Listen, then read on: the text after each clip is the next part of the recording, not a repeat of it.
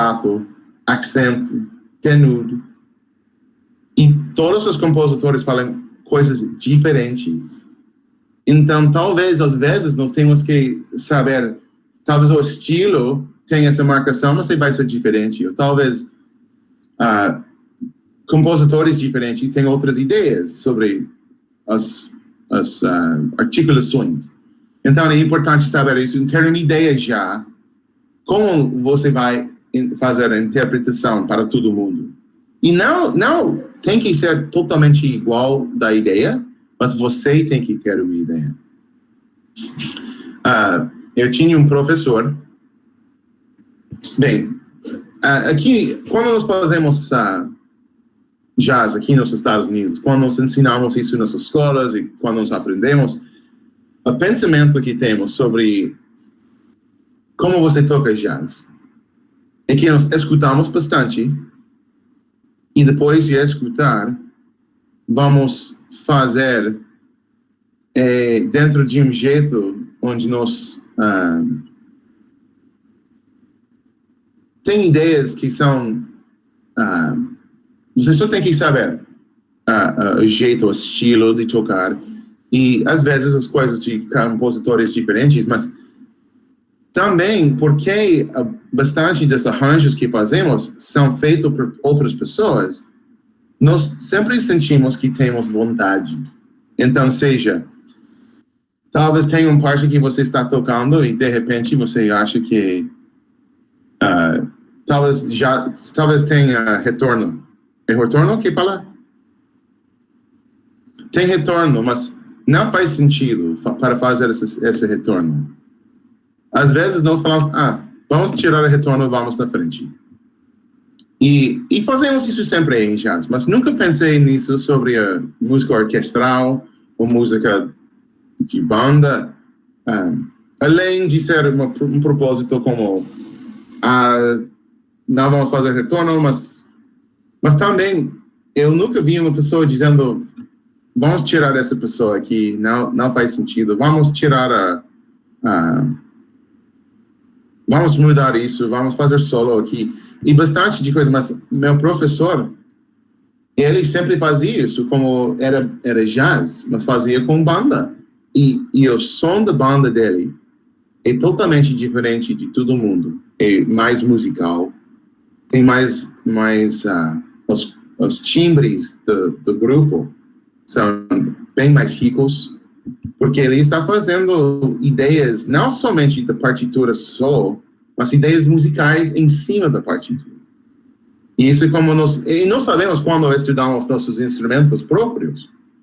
Você vai fazer decisões como, eu vou fazer isso, eu vou tocar isso, e vai subindo, então eu vou fazer, eu queria fazer guitardando, e de repente eu vou entrar no tempo de novo. Porque como soloista nós pensamos nisso. Eu acho que muitas vezes nós não pensamos em conjunto como se fosse nosso instrumento. E nossas ideias musicais têm que ser feitas com um grupo total. Então, são outros pensamentos que têm que entrar antes. Ainda que não estão na partitura própria, em nossa ideia musical.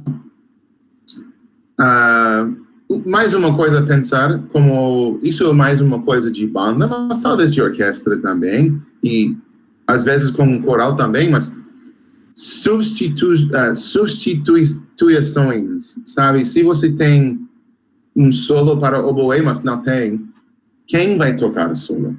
Está escrito já, você tem que escrever.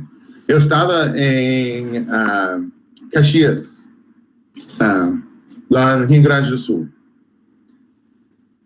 E lá em Caxias, eu estava regindo uma obra de um compositor espanhol, mas era um espanhol que tinha imigrado para os Estados Unidos e fez uma obra para a banda. E eu estava fazendo lá, mas nunca tinha feito essa obra antes. Quando eu estava lá fazendo essa obra, eu esqueci porque às vezes as bandas onde eu vou regir tem clarinete alto, mas nem todos têm. A maioria não tem.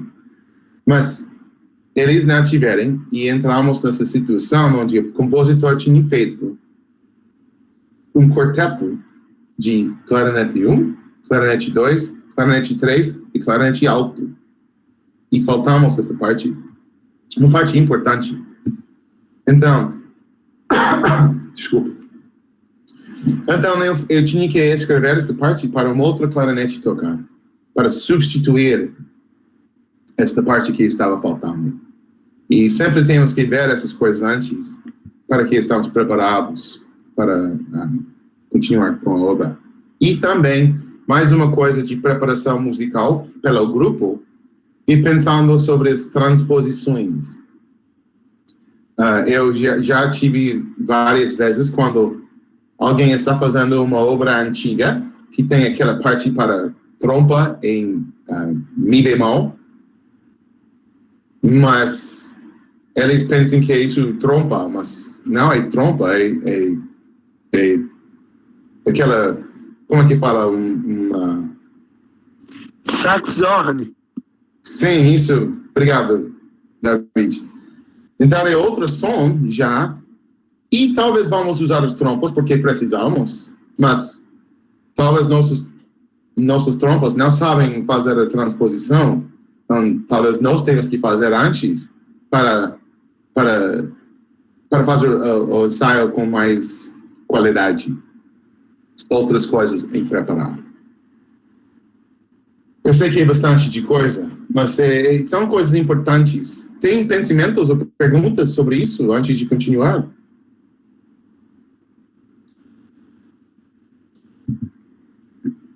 Ok. Se tiver, por favor, fala. Eu sei que 3 horas é bastante. Então, pode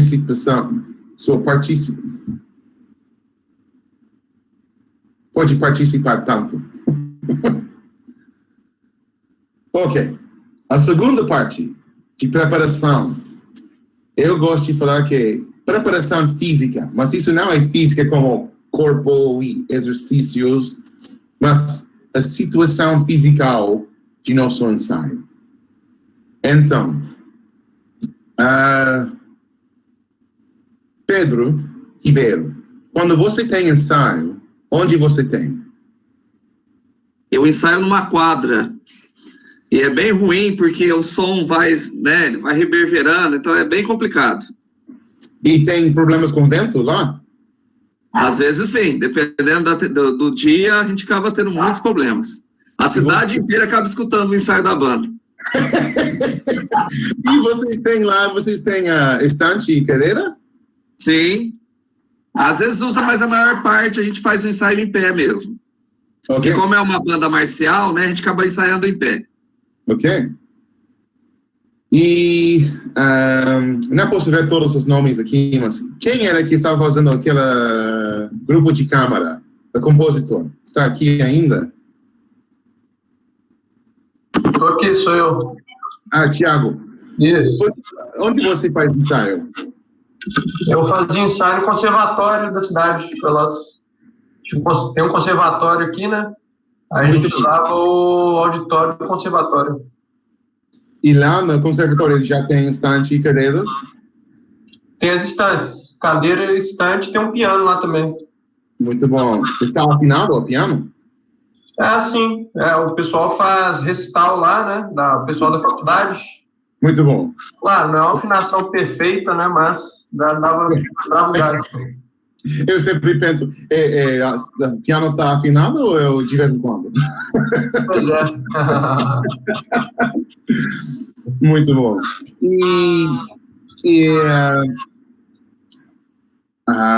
Deixa eu ver, Xandi? Onde você ensaia? Bom, uma orquestra da universidade, no teatro da universidade. É um lugar legal, tem cadeira, tem estante e tal, né? E na escola que eu dou música, eu dou aula, no coral de lá, tem uma sala grande, assim, e normalmente eles ficam de pé, né? É um grupo... É muito inconstante, na verdade. Eu sofro muito, porque no mês tem um grupo, no outro mês esse grupo muitas vezes já um terço dele já saiu, aí entram pessoas novas, é bem difícil, assim, é desafiador você manter o interesse de um aluno mais antigo quando tem esse rodízio e tal, né? E isso não está em nenhum livro, né? Eu tenho que me virar assim, em querer motivar as pessoas, né? Eu acho que o maestro também, o regente também tem um pouquinho dessa função, né? De trazer uma motivação, não só a inspiração, né? A inspiração também, mas a motivação mesmo, né? De você querer que as pessoas se sintam bem ali, se sintam motivadas, né? Às vezes é difícil, né? E Luis? Acá estoy, maestro. Sí. Donde tú estás haciendo tus ensayos, ¿tienes todo lá? A ver, me faltó explicar algo. Yo soy violinista en la Orquesta Estable del Teatro Colón, orquesta de ópera. Y también enseño en un programa de orquestas de la ciudad de Buenos Aires, donde a veces tengo la posibilidad de dirigir a la orquestita de los chicos, ¿no? Muy bien. Así que es un muy buen programa porque se les facilita los instrumentos a los alumnos, y tenemos sillas, atriles, o sea, está muy bien la situación. Y son todos chicos que generalmente de situación económica difícil. Sí, muy bien. Muchos inmigrantes, sí. Pero quería decir algo que es muy interesante, todo lo que estuviste contando, Darrell, y me hace acordar a los ensayos que tengo en la orquesta, que es una orquesta profesional de muchos años, y uno de los mayores problemas que tenemos, y si puedo sugerir como músico de orquesta para los directores, es tener solucionado el tema de los arcos antes del primer ensayo. Nosotros estamos un gran porcentaje del ensayo, de todos los ensayos, hasta el ensayo general, copiando arcos. Estamos levantando la cabeza, mirando el atril de adelante, porque todo el tiempo cambia, todo el tiempo cambia. Por eso me parece que es muy importante que el director vaya con los arcos resueltos, si algo tiene que cambiar, ¿no? Mudar, ¿no? Como ustedes hablan, se cambia, ¿no? Con el espalda se habla, pero es un ahorro de tiempo enorme y de energía, porque los músicos estamos distraídos. No nos gusta ir con el arco al revés. Entonces paramos, miramos, anotamos y nos perdemos mucha explicación del maestro. Sí, sí. Eso es algo fundamental sí. Saber de arcos, ¿no? Es difícil también porque a veces el maestro no tiene idea sobre los arcados y él tiene que explicar para los jefes del naipe para preparar esto. Sí, eso es cierto. Hay que buscar una manera de llegar como más armado con los arcos. Esa es mi sugerencia nomás. Como músico de orquesta, uno se queda más tranquilo haciendo música de esa manera, ¿no? Sí. Piensen ya con sus chicos. Si tú no tienes los arcados, ya. Es muy difícil. Imposible. Es mucho problema. Es impossível. É impossível. Sim, é assim. Eu tenho uma pergunta em relação a isso. Eu acho que é legal ter vocês dois aqui, um maestro e um violinista para falar. Porque eu passo por isso, assim, sabe? Pô, eu tenho um grupo que é um grupo de iniciantes e tal, e eu não sou violinista. E então, para mim é muito complicado, porque como é que eu vou falar pro cara como que ele toca se eu não sei tocar, entendeu? Então, é uma conversa, como é que funciona isso na orquestra? É uma coisa que o maestro ele tem que ter, claro que eu não sou completamente leigo nesse assunto, mas é uma abertura que o maestro tem que ter com o Spala, ele chega para o Spala e conversa antes, ou ele mesmo vai lá e anota, ou ele, tipo, eu tenho essa ideia de som aqui, aí conversa com o Spala e vê qual que é que vocês acham que é o mais indicado para esses casos? Como que fala seu nome? Kaique? Isso, Kaique. Kaique. E você, que é seu instrumento? Eu sou cantor e sou tecladista, né? Piano, cravo. Sim, muito bem. Olha, eu vou falar uma coisa para vocês que eu acho que é um assunto bem interessante e realmente não está aqui preparado em minhas notas, mas não faz problema, porque é um assunto eu sou bem apaixonado sobre isso. Porque quando nós falamos sobre as anotações da música, tem várias coisas com sentimentos diferentes. Como eu já estava falando sobre os marcatos e acentos e tudo quando eu estava em Cuba, e também quando estou no Brasil, outras partes do mundo. Uma outra coisa bem interessante, ligadura. Para coral ou para voz, ligadura realmente não faz diferença em nosso pensamento, porque talvez é frase, talvez, e com teclado, com piano, é frase, não é? Nos mostramos ideias musicais. Para as cordas, é totalmente diferente, e também para os sopros é diferente, para as madeiras e os metais. Olha aqui. Todo mundo pode ver isso? Deixa eu ver se eu tenho aqui, digital. Espera, rapidinho.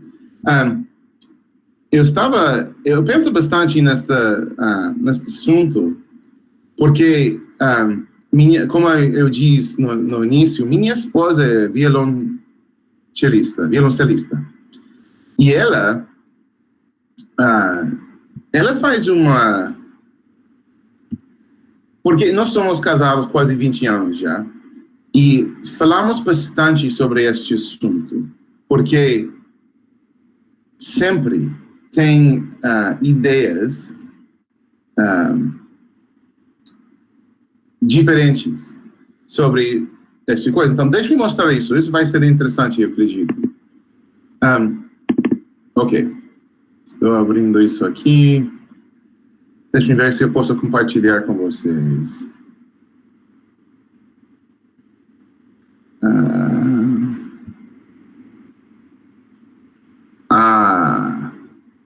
É isso. Ok, todo mundo pode ver isso agora? Esse aqui é uma obra. Pode ver isso que disse Andante? Ok. Então, esta obra aqui foi feita por tuba e piano. Então, olha aqui na parte do piano. Aqui tem ligadura aqui, e aqui, e aqui, e aqui. E, de repente, bastante de tenuto aqui. E olha essa ligadura aqui, bem grande. E deixa eu mostrar. E depois aqui entra tuba. E também pode ser feito por trombone baixo. É bem popular com trombone baixo também. Então, olha a ligadura aqui e aqui. E interessante, porque se você for falar sobre essa obra para um outro instrumento, ligadura, não vai ser igual disso, porque não faz sentido. Então, deixa eu fazer isso. Espera. Eu vou mostrar outra. Rapidinho. Espera rapidinho. Vou mostrar. Então, eu tinha um aluno que fez com a orquestra. Então, eu tinha que criar essa partitura por minha orquestra. Era para cordas e trombone de baixo. Deixa eu mostrar esta agora.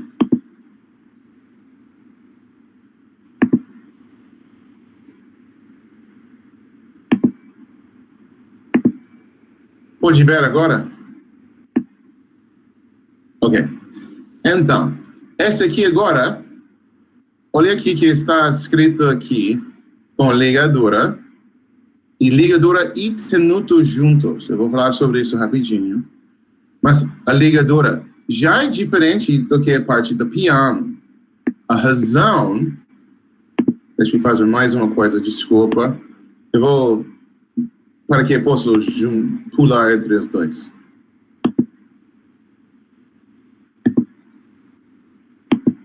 Ok. Está vendo isso de novo? Parte... O que você está vendo agora? É partitura para orquestra? Com piano? No, con piano. Ok. Então, deixa eu ver se eu posso mostrar tudo aqui que estou vendo. Ok. Isso aí. Ok. Agora sim. Eu acho. Ok. Pode ver os dois agora? Tudo que estou vendo?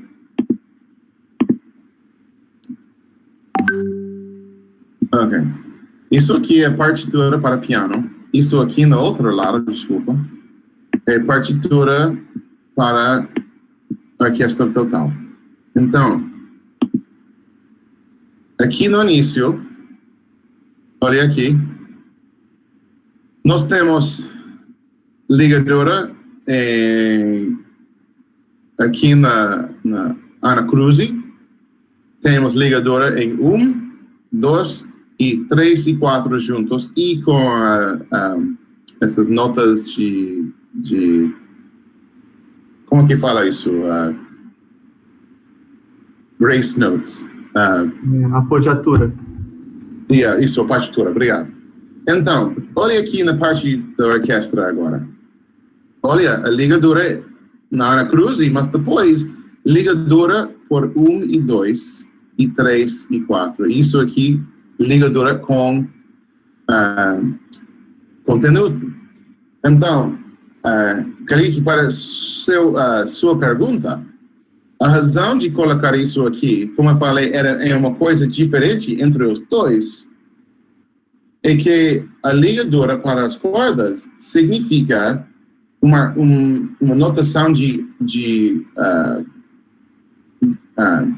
um arcado.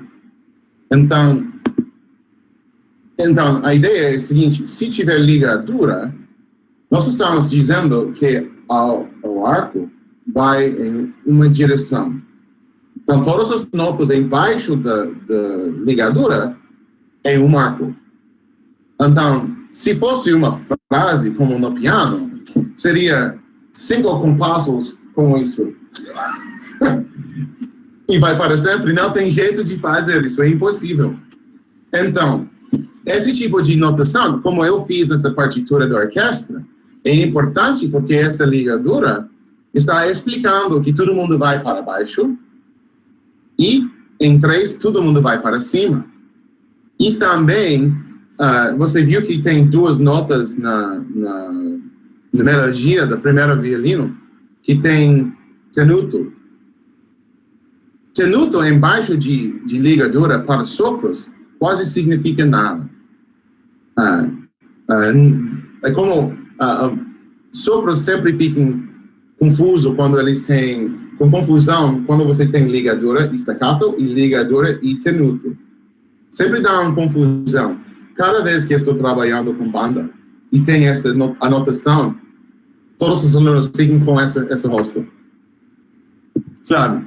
Eles não entendem que está escrito, mas as cordas, eles veem isso e com a tenuto significa que o arco vai em uma direção, mas vai dar outra articulação embaixo do arcado. Então, os tenutos, como foi escrito, yarorita, yarariroda. Então, é direção do arco. Staccato embaixo disso também, tipo de coisa. Então, como fazer os arcados? Se você não tem experiência, a primeira coisa a fazer é ter experiência. Fazer aulas particulares com alguém. E é interessante porque o que você vai colocar os arcados pelo violino, porque você tem tudo aqui é mais pequeno, tem muitas mais opções aqui do que a violoncelo, que tem que mudar mais. Então, minha esposa, ela fica com tanta raiva cada vez que estamos falando sobre isso, porque o violino vai ter... E o violoncelo tem... E tem que mudar bastante mais. Então, os arcados para violoncelo e para violino não vão ser igual, porque é diferente. Às vezes, o primeiro violino, o segundo violino e a viola tem igual, mas violoncelo já tem diferente, e nem vamos falar sobre o contrabaixo, porque eles fazem qualquer coisa que podem, já é outro mundo. Mas com os outros, eles têm ideias interessantes e importantes. Então, se você vai colocar sem fazer aula, você tem principais, como é normal com Ana Cruz, para fazer para cima, para que fiquem para baixo no momento no início do compasso. Mas nem é sempre isso. Também tem que pensar em quanto tempo eles vão usar o arco. Se eles têm mais experiência, podem fazer mais embaixo de um arco. Se tem menos experiência, faz mais diferença entre os arcos. Faz sentido isso? Tem ali o estilo também. Sim, claro, o estilo sempre... Na música barroca, o arco. Sim, claro. Sim, com o barroco, nós queremos que fique mais no meio do arco para imitar os arcos antigos. Então, já é outra coisa. Mas a minha pergunta foi mais no sentido assim, até que ponto o maestro vai, entendeu? Até onde o maestro vai e até onde, a partir daí, o Spala que se comunica, entendeu? Sim. Você tem que... tem uma frase em inglês, e eu acho que o Luiz pode ajudar com isso, mas em inglês nós falamos as it comes. A ideia é como as notas vêm.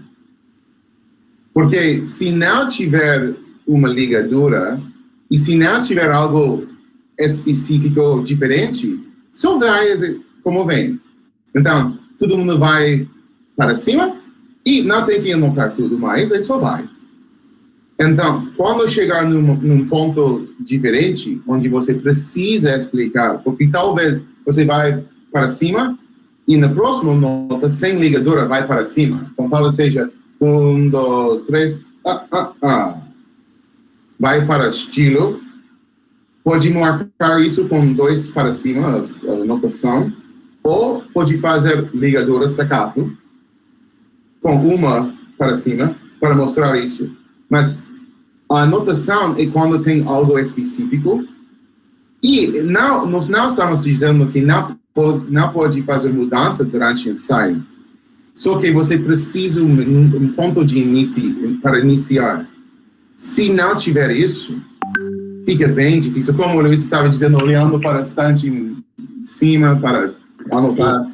Y la mejor experiencia que yo tuve fue con un director italiano que vino a dirigir La Traviata de Verdi. Y con todos los arcos, él los mandó con tiempo, archivo, y archivo copió todos los arcos, copió el material del maestro. Entonces nosotros teníamos todo material limpio, con todos los arcos, y a lo sumo hubo un cambio, 2, que el Spala prefirió, el maestro aceptó, y fue un ahorro de tiempo. La Traviata dura 3 horas de música. Entonces, es fundamental para mí hacer todo el trabajo previo, y si uno no lo sabe hacer, buscar ayuda con algún cuerdista, ¿no? Es muy importante, la verdad. Sí. Se tiver mais perguntas sobre isso, pode continuar a comunicar com o Luiz ou comigo ou outras pessoas, porque, na verdade, eu acho que todos nós estamos aqui lutando pela mesma coisa. Então... Maestro, Sim. Eu tive a oportunidade, certa vez, de fazer um arranjo orquestral e regê-lo. E tive dificuldade no meu próprio arranjo de fazer as arcades em alguns momentos. Então eu procurei a espala da orquestra antes do primeiro ensaio e mostrei a grade a ela, sentei com ela, nós definimos todas as arcades. Indico ao Kaique fazer isso quando em algum momento precisar, se tiver contato com espala, né? Eu tive essa dificuldade, eu sou instrumentista de sopro. Já depois disso eu procurei estudar viola para ter um pouco mais de noção. Para ter só noção mesmo, não sou violista. E aí a espala me orientou, eu no ensaio estava muito mais seguro. Perfeito. A única coisa interessante e por isso eu estou falando sobre isso como maestro, é que às vezes, se o violino principal vai falar, vamos fazer isso, e todos os violinos estão fazendo, sem comunicar com a viola, e talvez seja a mesma coisa, é importante que tenha essa mesma comunicação. Porque às vezes o chefe vai fazer uma coisa, mas a outra pessoa faz outra. Então, temos que ter essa visão unida. É como, sabe, todos nós sabemos a música de Stravinsky, eu acho. Principalmente, nem sei como falar, a primavera. Sagração da primavera. Sagração da primavera. Sim. E se você já tem experiência com a partitura, você sabe que ele colocou bastante de...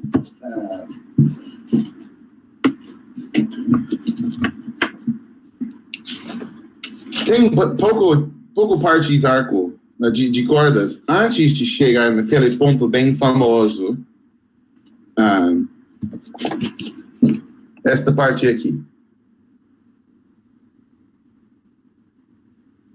E esta parte, você pode ver que aqui na partitura está escrito com baixo, baixo, baixo, baixo, baixo, baixo, baixo.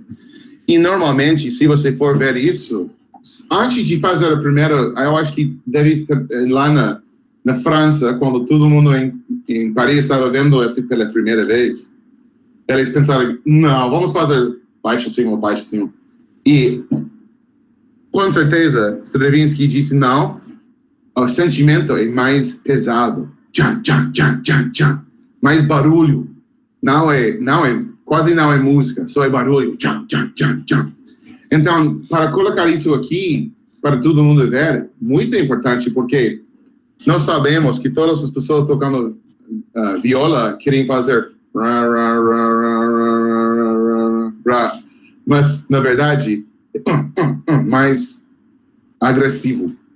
Então, é parte do entendimento da obra. Os arcados ajudam bastante com esse sentimento. Eu acho que, David, obrigado por compartilhar, porque isso é um pensamento bem importante, que eu acho que pessoas... é normal esquecer isso. E como o Luiz já falou, com a ópera, já pensou 3 horas de música, e se não tiver mais ajuda, já era. Não tem jeito. Então, voltando um pouquinho sobre nossos assuntos fisicais, isso também deve ser uma coisa. Pedro, você está falando sobre seus ensaios lá fora, é assim sempre ou só durante a pandemia? Não, infelizmente é assim sempre, né? É raro a gente conseguir um lugar mais bacaninha assim para ensaiar, né? Com esse grupo que eu trabalho é assim sempre. Ok. Eu tive experiência interessante quando eu estava em Belém, uma das vezes que eu estava lá fazendo festival de banda. Eles me mandaram para uma cidadezinha que se chama São Caetano de Ojivela, que é uma cidade legal, é pequena, mas é muito legal, muito bacana, gostei bastante, mas foi uma experiência onde meus olhos foram mais abertos depois, porque chegamos lá e quando nós fomos ensaiar, eu estava lá com 10 músicos da a banda profissional de São Paulo, aquela banda do estado de São Paulo, que não existe mais, mas infelizmente, mas estava com 10 músicos da banda fomos de ônibus lá para São Caetano, chegamos, colocamos nossas coisas lá no hotel, e nas casas onde nós ficamos, e alguém foi nos procurar, dizendo, já estamos ensaiando, vocês estão atrasados, não? Puxa, vamos. E fomos lá, e passamos na frente da casa da banda, onde eles ensaiam normalmente. Fomos lá no fim da rua, viramos, e chegamos lá numa igreja, e fomos atrás da igreja, e lá, embaixo de tinha teto, mas era aberto embaixo disso. E isso é lá no mato, sabe? Lá na Amazônia mesmo, e na beira de um rio. E estávamos lá ensaiando com as natureza, e eu mesmo fiquei olhando, porque era a primeira vez lá, não, e foi difícil. E uma das coisas, então, falando sobre esse assunto físico, essas coisas fisicais que temos que preparar, eu estava perguntando sobre as cadeiras e estantes, porque eu faço várias bandas, tenho as coisas da universidade que já falei, mas também estou fazendo bandas comunitárias também. E tem uma onde eu trabalho, e eles trabalham, é bem esquisito, porque é atrás de um bar. É um lugar onde aqui nos Estados Unidos tem essa ideia de reunir nossos... as pessoas que já foram lá na guerra, sabe, no militário, foram na guerra, tem esses lugares para apoiá-los. E aqui tem bar na frente, e atrás tem sala grande, onde eles fazem várias coisas. E nós temos uma parceira com este grupo. Então, lá atrás, nós fazemos ensaio com nossa banda. Mas tem aquela cadeira que vai, como é que fala? Tem folha, sabe? Tem bastante desse tipo de cadeira, mas não tem estante nenhum. Então, temos que comunicar com todas as pessoas que são novos, se eles estão juntando com a banda, por favor, traz estante. Se é o estante fixo ou um que você pode embaixar, não importa, mas você precisa trazer o estante contigo para ensaio. Se não tiver, não tem jeito de ver a música. Então, por isso eu estava perguntando, porque às vezes as pessoas não pensam nisso, como todas as coisas que precisamos. Até como você vai preparar a sala. Por vocês que estão trabalhando com estudantes, com iniciantes, você sabe bem que se você não tem tudo preparado, fica chato. Eles chegam e já desde o início do ensaio, do trabalho, já está tudo bagunçado. Tem que ter as coisas fixas. Essa é sua cadeira, sua estante, você senta aqui. E temos que pensar nisso antes. Isso também, como nós estamos preparando a partitura, estamos pensando, puxa, onde eles estão sentados? Porque, às vezes, os trompetistas estão ali, às vezes eles estão ali. A orquestra está fazendo violino 1, violino 2, viola ou violoncelo. Que vem próximo? E depois? Ou vai ser primeiro violino, viola, cello e segundo violino. Os contrabaixos estão aqui atrás dos violoncelos, ou talvez eles estão bem... Se você for ver como foi a primeira vez que fizeram a obra de Berlioz, a Symphonie Fantastique. Primeira vez que eles fizeram, tem um diagrama do teatro onde eles fizeram. E bem atrás de todo mundo, bem no fim, eram os contrabaixos. Atrás de todo mundo. Bem ao fundo do teatro. Interessante isso, porque normalmente... porque os contrabaixos e violoncelos têm partes juntos, é melhor que eles estão perto. Mas talvez tenha razão. Por isso, eu não gosto de fazer divisão entre os violinos, porque eles têm partes juntos. Também, eu gosto que os segundos e as violas são pertos, porque tem partes juntos. E viola com violoncelo. Então, por isso, eu prefiro que o violoncelo fique ao lado direito. E também para meus ouvidos, mais alto, a parte mais alta, sabe? A parte mais... Como que fala? Agudos e graves. Sim, mais agudos para mais graves. Então, ajuda a saber de onde o som vem. E com coral, se você está regindo o coral, tem aquele estilo popular onde você vai misturar todo mundo. E se você está regindo isso, como você sabe? Talvez eles estão nesse jeito, mas você está fazendo um Messias de Handel. E tem entradas como soprano, depois alto, depois tenor, depois baixo. E se você não sabe onde eles estão para mostrar as entradas, como você faz? Então, esse tipo de preparação mental sobre a organização e como, se nós somos o chefe, como nós vamos organizar a situação? Tenho um amigo aqui nos Estados Unidos que ele agora é professor na universidade, que ele está preparando professores para ensinar cordas. E quando eu fui encontrar com ele pela primeira vez, foi bem interessante, porque antigamente ele era trombonista.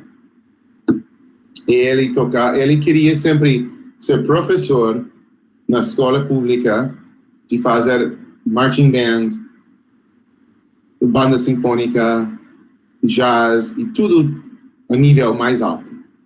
E de repente, quando ele foi procurar emprego, a primeira coisa que ele podia achar foi para ensinar cordas iniciantes.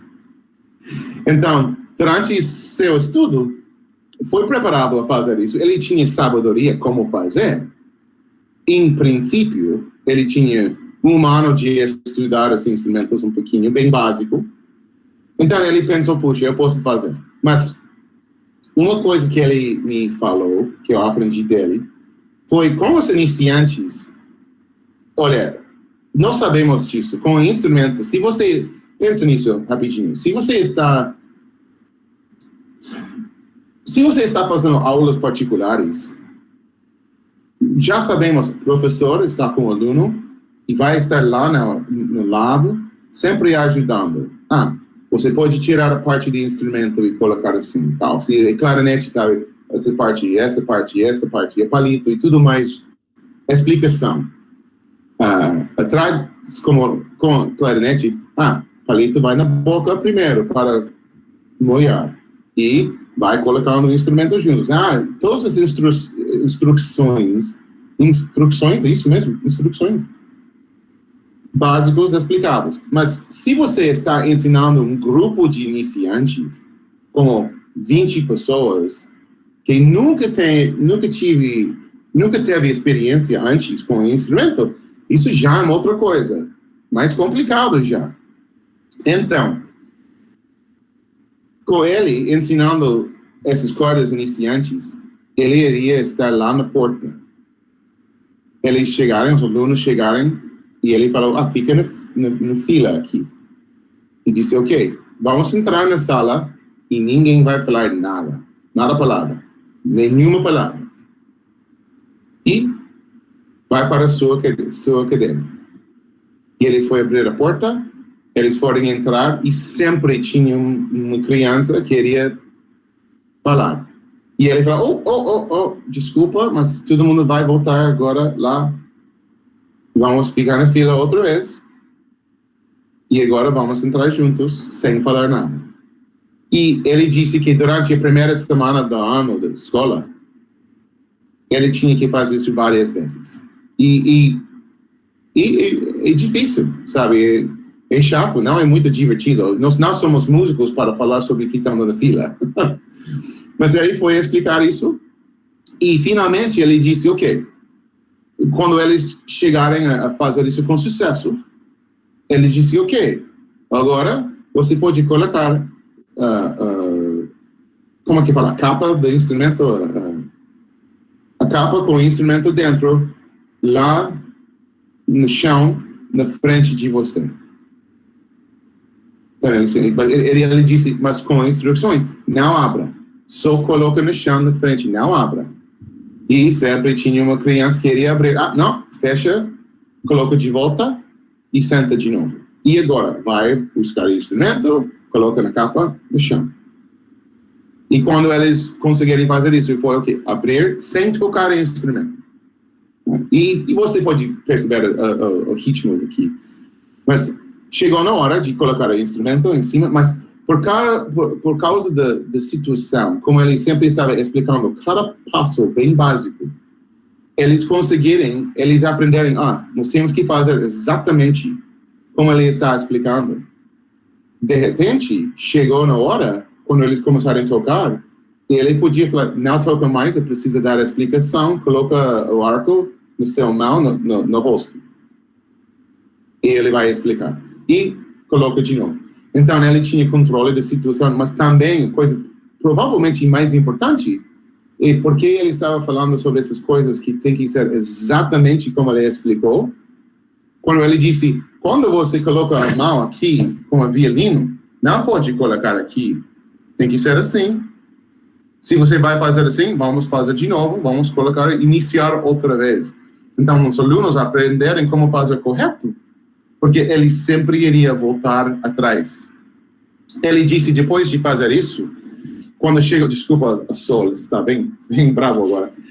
Ele disse que depois de fazer várias vezes, eles aprenderem o ritmo e realmente, ele disse, talvez durante 8 meses, no meio, tinha uma criança que iria esquecer e falar quando entrar na sala, e ele iria parar de novo.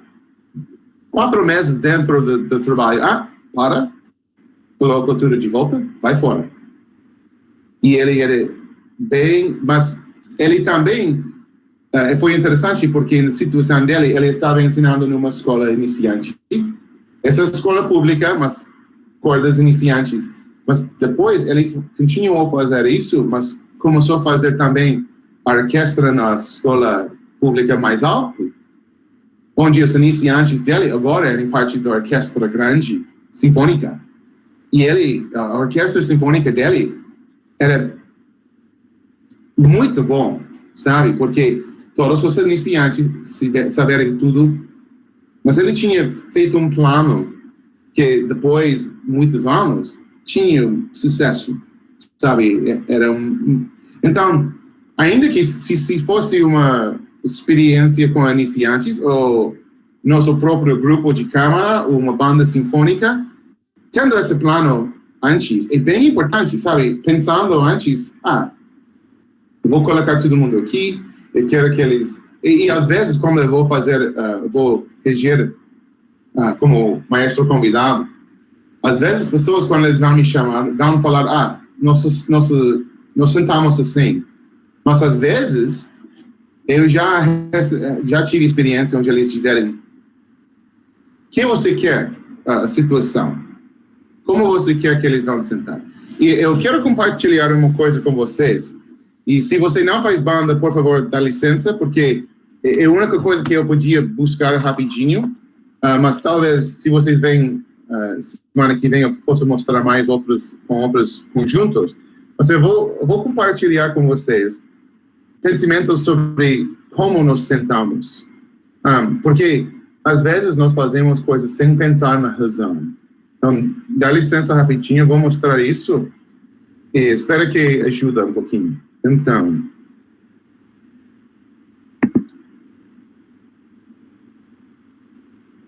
E também eu tenho uma coisa que eu vou compartilhar com vocês também. Ok. Desculpa, não foi isso. Isso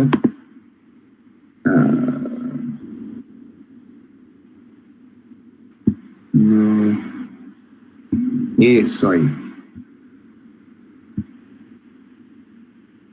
Ok, deixa eu compartilhar isso. Isso aqui, eu peguei de um livro que tem várias ideias sobre como a banda vai sentar. E isso aqui, interessante no livro, começa com esse grupo de Tatuí, de Dario Sotelo, que eu sei que ele vai fazer um assunto com vocês também sobre Stravinsky também, mas a ideia dele, do grupo dele, ele sempre tinha flautas aqui, trompas aqui, clarinetes aqui, contrabaixos aqui, saxofones aqui, oboe e corno inglês, fagote, clarinete de mi bemol, clarinete baixo ou clarone, trompetes, tubas, bombardinos, trombones, bateria, aqui são outra percussão, timpanos e os teclados aqui. Então, eu achei interessante porque é uma visão. Aqui, isso é um grupo profissional lá do estado de Texas, da cidade de Dallas. Ele coloca as oboes aqui, flautas, primeiro 3 clarinetes e fagotes, e contrabaixo, bem aqui em cima. Harpa aqui atrás,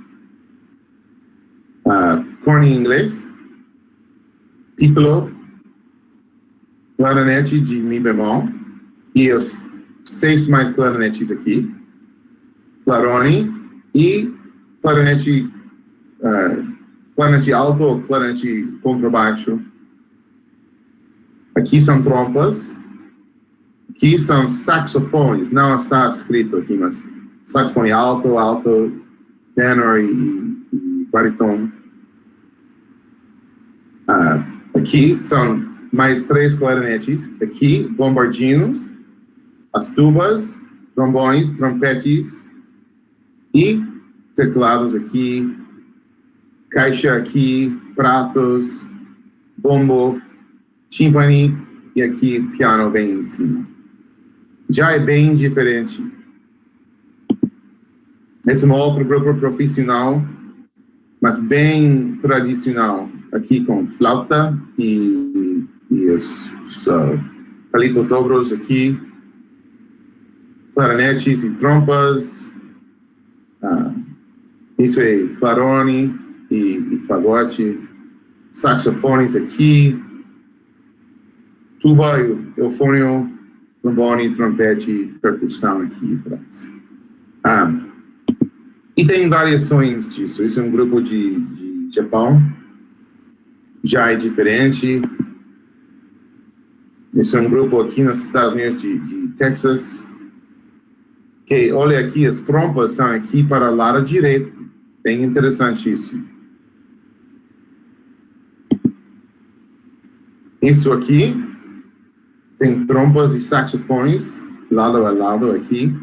Todos os clarinetes e fagotes, flautas e oboés. E aqui tuba, eufônio, trombone, corneto e trompete. E harpa, piano, teclados, bateria, pratos, caixa, bombo e timpani.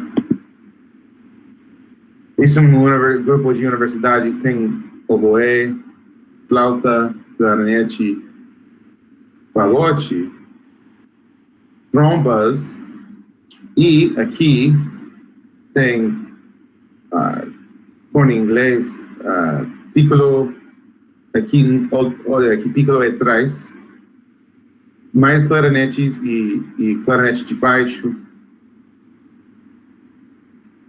mesmo, contrabaixo, eufônio e tuba, mais clarinetes aqui, saxofones e o resto de trompa, trompete, trombone e tuba, percussão, tudo mais. Então, mais um que eu quero mostrar é um de meu professor, Só para dar mais uma ideia, eu vou falar sobre tudo isso em um momento. Desculpa que eu sei que não é a coisa mais interessante, mas tem razão. Opa, pode ver isso que disse Wind Orchestra? Ok. Então, isso aqui é meu professor, ele sempre fazia as clarinetes aqui na frente. Olha, que clarinete de Mi bemol não está no lado, está aqui dentro dos clarinetes. Depois tem flauta e piccolo. Depois tem oboe 1, 2 e corno inglês. Fagote, fagote, contra fagote e clarone e os clarinetes de contrabaixo aqui. Aqui tem violoncelo e os saxofones. Aqui tem contrabaixo e tuba, eufônio, as trompas aqui. E aqui trompete e trombone. Uma coisa interessante é que os eufônios e tubas e as trompas, trompetes, trombones e aqui timpani seria aqui e o resto da percussão aqui. Mas a ideia é para que todo mundo aqui atrás, todos os metais, fiquem, como é que fala, elevado um pouquinho.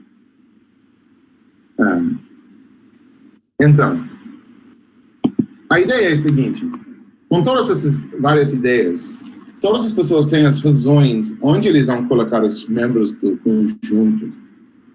Tem uma ideia já planejada. Então, eu estou falando sobre isso porque eu acho que é bem importante para todos nós também para ter um plano planejado, sabe? Um plano mesmo.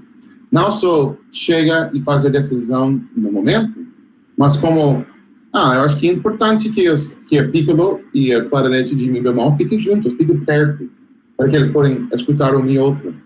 E tem várias pessoas que colocam a piccolo um pouco atrás, para que o som não é demais, sabe? Não é tão forte que não pode fazer nada mais. Só está ouvindo piccolo. Então, a última que eu mostrei, coloca os metais em cima, elevado, porque já o som vai na frente e também porque sentaram mais como orquestra, com os trombones, os trompetes e tudo mais. Então, isso é um pensamento sobre como preparar onde eles vão sentar. Como vocês fazem esse tipo de preparação? Já fazem ou só faz na hora quando todo mundo chega?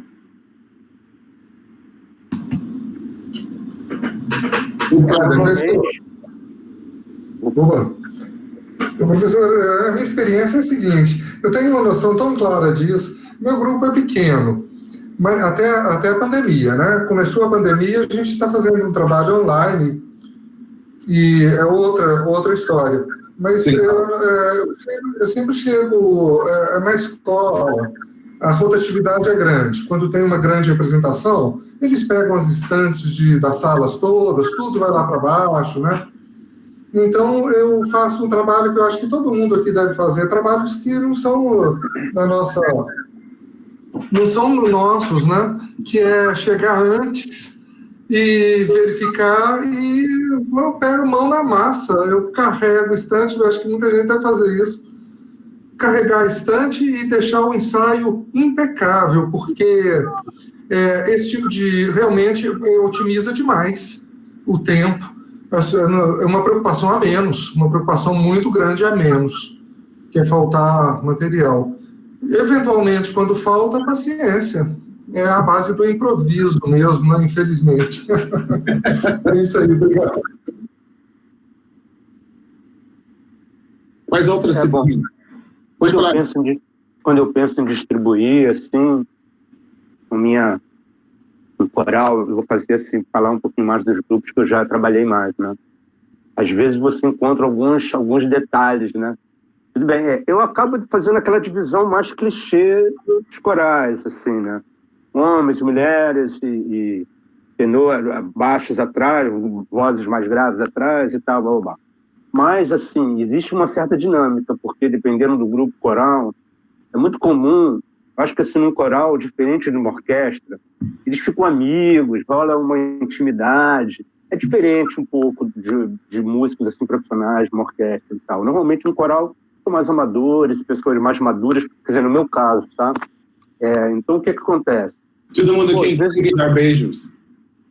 Às vezes eu tenho que separar algumas pessoas que eu sei que eles ficam falando, entendeu? Então, por exemplo, eu tenho 2 caras, os caras agora tá tudo parado, né? Mas eles adoram ficar falando assim, a música terminou, eles já estão falando. Aí eu falo, pô, cara, a música quando termina tem um espaçozinho assim que o som tem uma continuidade. Então eu já chego, ó, vocês dois, vai um para um canto, um para o outro, porque às vezes tem esses detalhezinhos, você tem que ficar ligado no cara que, por exemplo, não está conseguindo cantar legal, ou na menina não está conseguindo cantar legal, falar, pô, fica do lado dessa aqui, porque ela está bem, então fica do lado dela, vê como é que ela vai entrar e tal. Então, tem que dar essa afinaçãozinha, assim, com o tempo, você vai distinguindo alguns probleminhas e vai tentando solucionar esses casos, né? Sim, claro. Bom, quando nós fazemos os ensaios da banda que eu sou maestro assistente, a gente tem o costume de chegar antes e preparar tudo certinho, preparar o lugar que os músicos vão sentar, porque o músico profissional repara. Chega lá e vê o negócio e já sai. A gente tenta sempre ter esse contato prévio com os músicos, para eles se sentirem acolhidos, saber onde vão se sentar. Eu, por exemplo, o maestro mostrou as fotos aí, eu fui aluno por um breve tempo do Dario, então quando eu vou fazer os concertos com a minha banda, eu coloco a banda mais ou menos nessa divisão que o Dario propõe. Aí eu tenho outro maestro que ele vem de banda militar, então aí ele já monta a orquestra, a banda diferente. E na escola, no conservatório, eu sou professor no conservatório também, até antes da pandemia eu tinha uma banda lá, e lá eu também fazia isso, de sempre chegar antes, preparar o lugar, até mesmo para o aluno, saber que na hora que ele vai chegar, ele vai ter o lugar dele ali para sentar, onde ele vai sentar, o que ele vai ter que fazer. Já vai criando essa disciplina essa disciplina de grupo. E faz sentido, realmente faz uma diferença, né? Faz que eles quando nós tratamos os outros como são profissionais, eles, em vez de vão agir mais como profissional. É interessante que aqui, um outro lugar onde eu vou trabalhar, eu ajudo numa escola pública aqui perto da universidade. Então, eu vou de manhã, vou ensinar aula na universidade. Meio-dia, vou para essa escola pública. E, a fim do dia, volto para a universidade. Eu vou fazer todos os meus ensaios acontecem à tarde. Então, eu vou banda 2 dias, jazz 2 dias e cordas depois. É interessante porque quando eu vou nessa escola pública, a situação lá, a prática, porque eu não sou chefe lá, eu estou ajudando. Então, eu vou fazer como eles fazem eu vou dar opiniões de vez em quando, mas realmente estou lá para só apoiar. E a história lá é que eles cheguem e todo mundo vai fazendo, pegando a estante, pegando a cadeira, como já foi dito. E como Danilo estava falando, é interessante porque os alunos lá, nós temos basicamente 30 minutos e eles gastam tempo pegando as coisas e preparando e vem depois de almoçar, então eles estão com todo açúcar lá no sangue, sabe? Cafeína e tudo mais, falando bastante, e todo mundo chega e é difícil, mas na universidade é outra realidade, onde eles vão chegar, eles têm cadeira já preparado, constante, e sim, é verdade que eles têm mais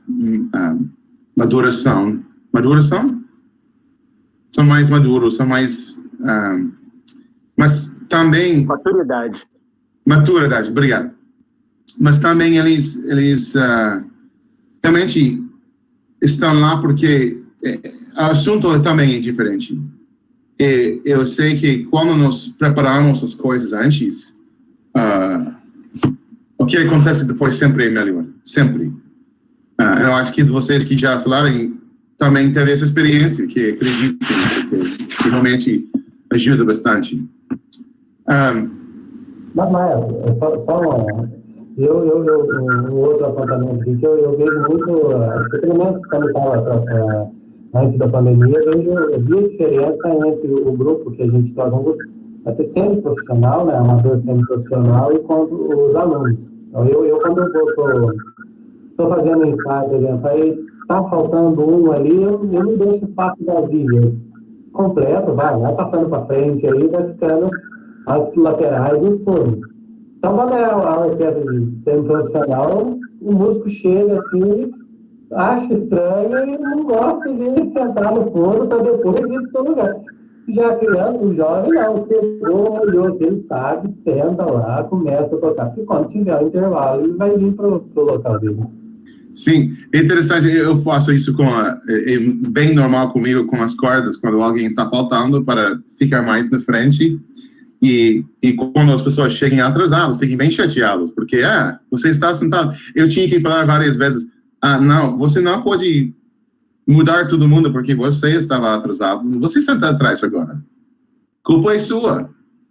Então, isso ajuda. Também é interessante, falando sobre a pandemia, foi interessante porque eu acho que a nossa realidade no Brasil sobre os conjuntos de música, eu falei com vários amigos que já falaram que algumas coisas começarem de novo e depois fecharem de novo, e eu sei que onde você está, a localização é diferente, e também não sei nada sobre a situação em Argentina, mas eu sei que aqui nós estamos abrindo pouco a pouco. E eu tive todos os grupos comunitários eram parados. Um grupo de jovens continuou, mas a metade dos alunos. E o grupo da universidade era cheio, na verdade, eram bem cheios, mas nós tivemos que fazer aquele tipo de planejamento onde eles sentarem bem separados, usamos máscara durante de tocar,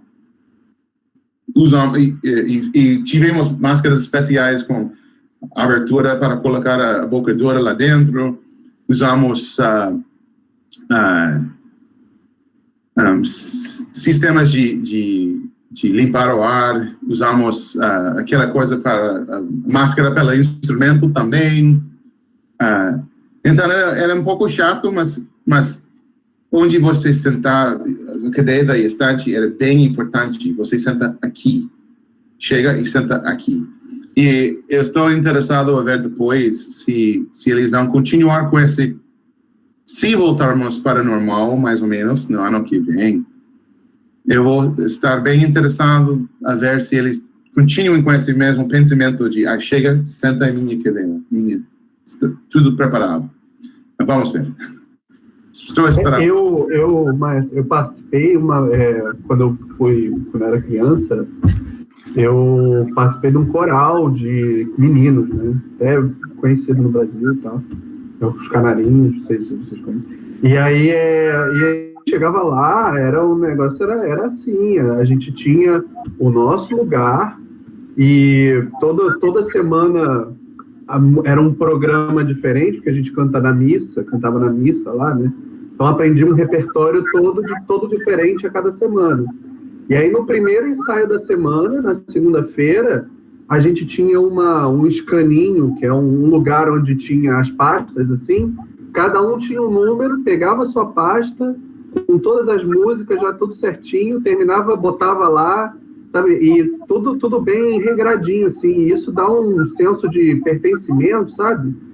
Que é muito importante. Eu acho que isso é muito legal das atividades em grupo, assim.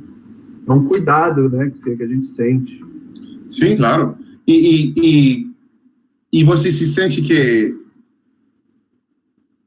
Eu acredito que realmente sabe, é interessante, porque com profissionais, todos nós sabemos que com profissionais, todo mundo sabe o que fazer, sabe? Se realmente são profissionais. Então, já é outra coisa, sabe? Todo mundo chega, sabem o que fazer. Então, nós não temos que pensar muito sobre isso.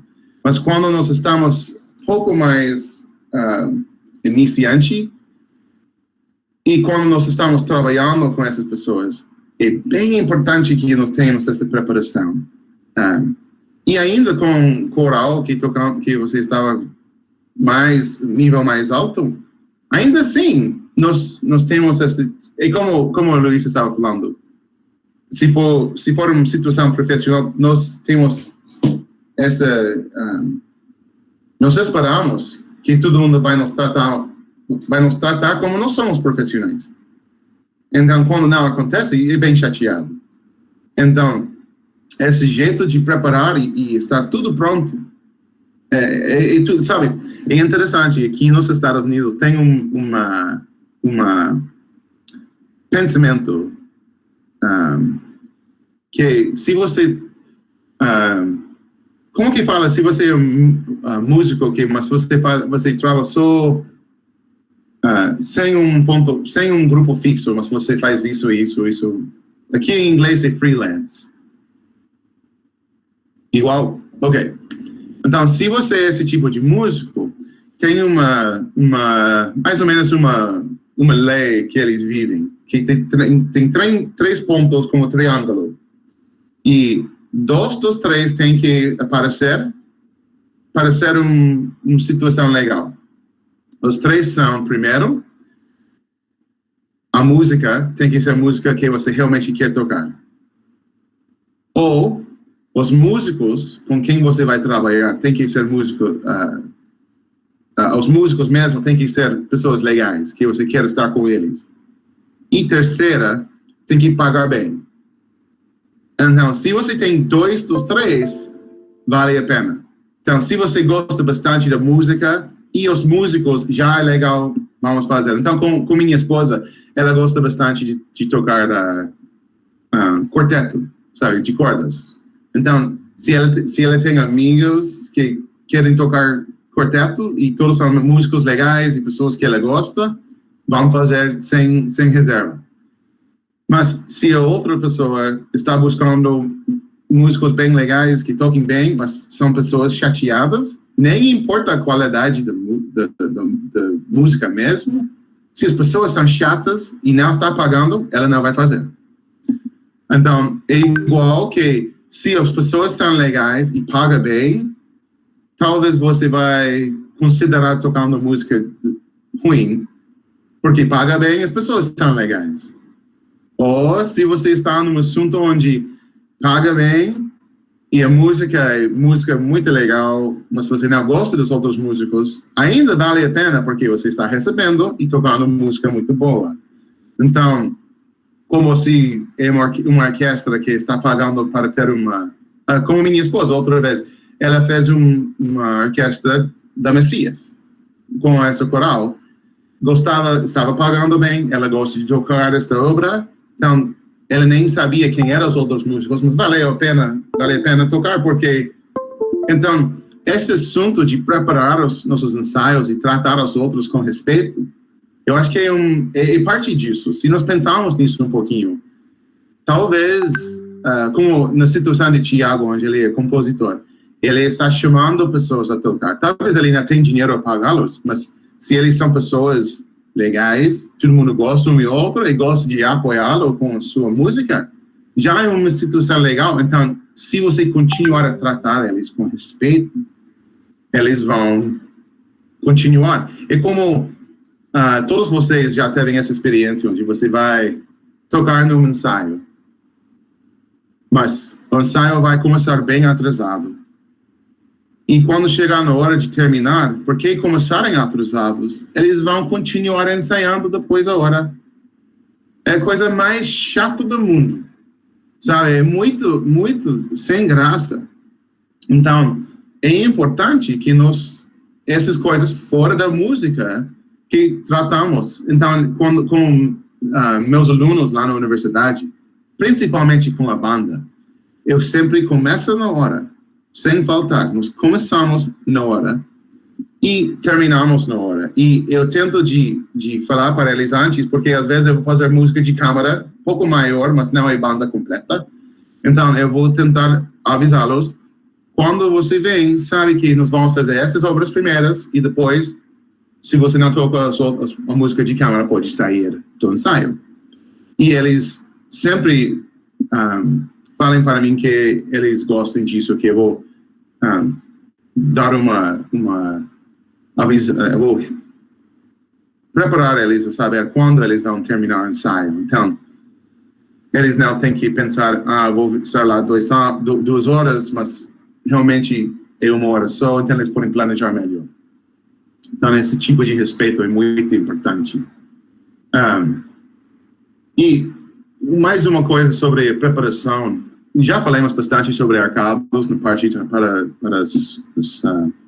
em todas as preparações, mas outra coisa é preparação com as partes instrumentais mesmo, ou parte para coral. Então, tendo cópia suficiente para todo mundo, e se nós podemos dar às vezes nós damos antes, para que todo mundo pode estudar antes, mas esse tipo de preparação antes, de pensar bem na frente, eu acho que ajuda bastante. E não por todas essas coisas são situações ideais, mas eu acho que nós devemos sempre tentar fazer a situação ideal. Existe você pensa, ou alguém daqui do grupo pensa, na hora do planejamento, coisas que podem dar errado. Eu fui chamado para fazer um grupo coral, durante um tempo específico, lá na Johnson & Johnson, no escritório, perto da escola que eu trabalho. Um dos caras da empresa foi estudar lá e aí fez esse link. Beleza. Cheguei lá no primeiro dia, tinham montado um planejamento e tal, as pessoas, ninguém nunca tinha cantado no coral, era no horário do almoço, então as pessoas tinham voltado do almoço, então assim, o próprio relaxamento e o aquecimento já ficou difícil, porque as pessoas tinham acabado de almoçar, então é difícil, né? Aí eu falei com a mulher se a gente podia fazer num outro horário e tal. O que aconteceu? No segundo dia, uma semana depois, quando eu cheguei lá, o grupo era outro. Então, tinha umas 15 pessoas no primeiro dia, no segundo dia tinha uma pessoa dessas 15 e tinha outras 10. Aí eu falei, caramba, todo o planejamento que eu tinha tudo que eu tinha me planejado, ou seja, eu ia continuar uma ideia que eu tinha começado. Eu falei, caramba, não vou poder fazer isso, vou começar de novo, e agora? E aquele cara que assistiu a aula? E realmente eu não tinha me planejado, eu não tinha imaginado que isso pudesse acontecer, né?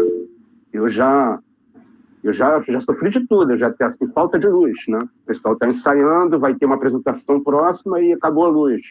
Aí vamos para a rua ensaiar. Então, você tem algum planejamento nesse sentido? Assim, o que pode dar errado? Você pensa nisso? Ou alguém daqui pensa nisso? É muito derrotista pensar nisso. Sabe, é interessante aqui com as marching bands, esses grupos de marchar lá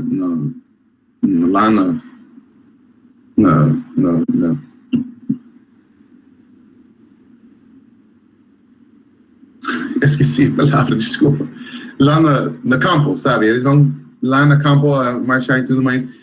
É interessante porque quando você está fazendo esse plano, você tem que ter os números exatos, porque é impossível fazer sem os números. É diferente do que como desfila, onde você pode mudar uma pessoa aqui que só está na fila, vai marchando.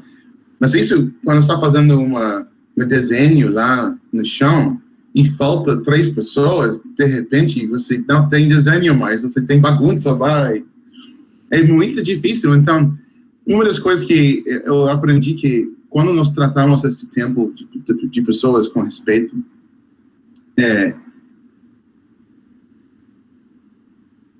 sempre tem efeito. E uma das coisas interessantes que eu vi é que quando eu já fiz uma vez onde eu iniciei o ensaio, na verdade, eu estou pensando num assunto no Brasil, realmente. Eu fui começar o ensaio na hora, ainda que não tinha todo mundo. E pessoas estavam chegando atrasadas. E era a realidade das pessoas, tudo bem. Mas, quando chegou na hora de terminar, tinha gente assustada que estávamos terminando. Você falou, não, foi marcado para começar aqui, terminar aqui, pronto. E no próximo dia, não, era o próximo ensaio, mais tarde, eu acho, mas mais pessoas chegarem na hora.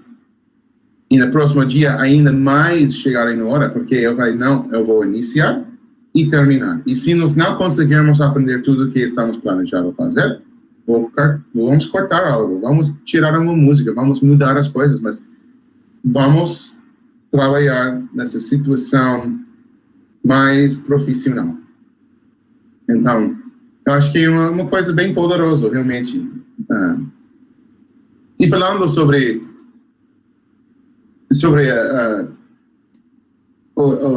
o ensaio, como vocês fazem ensaio? Quando você faz ensaio, que é a aparência? Como você vai iniciar o ensaio? O que você faz? Bom, assim, eu gosto sempre de, primeiro, cumprimentar os músicos, né? Dar bom dia, boa tarde. E aí falar, então, vamos começar o trabalho pela peça tal, sessão tal. Tudo bem? Ok? Aí dou um tempo para as pessoas se arrumarem e a gente vai. Mas, assim, quando chega no ensaio, né? O tempo do ensaio já teve todo um planejamento em casa antes. E a gente vai lá, pensa, não, vou fazer isso aqui, seu grupo tá assim, aí pega umas coisas, tem o ideal, né? Tem o que é ideal, que a gente chega lá com uma ideia, e aí, por uma sessão, travou ali. E aí a gente vê se vale a pena sacrificar um pouquinho para trabalhar mais aquela sessão, ou se trabalha depois, ou se é alguma coisa que ele pode resolver sozinho. Mas eu acho que o ensaio, pelo menos eu tento fazer de uma forma muito, uma troca, assim.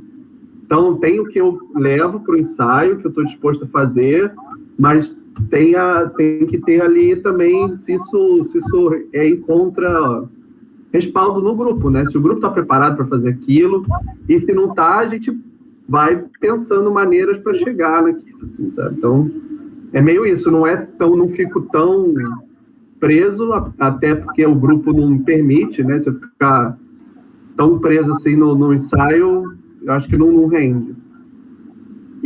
Mas, por exemplo, quando era na faculdade, assim, que a gente tinha 20 minutos, eu acho, por semana, para ensaiar uma peça com coro, né? E a gente encontrava o coro uma vez. E eram 20 minutos. Então, tinha que ser 20 minutos, entendeu? Você entrou lá, e aí o relógio começa a contar e vai fazendo, sabe? Então, muito disso, assim. Agora, realmente, eu acho que o ensaio, a forma de fazer o ensaio é isso, é a troca. Eu acho que é a troca, é o que eu mais busco, assim. Maestro,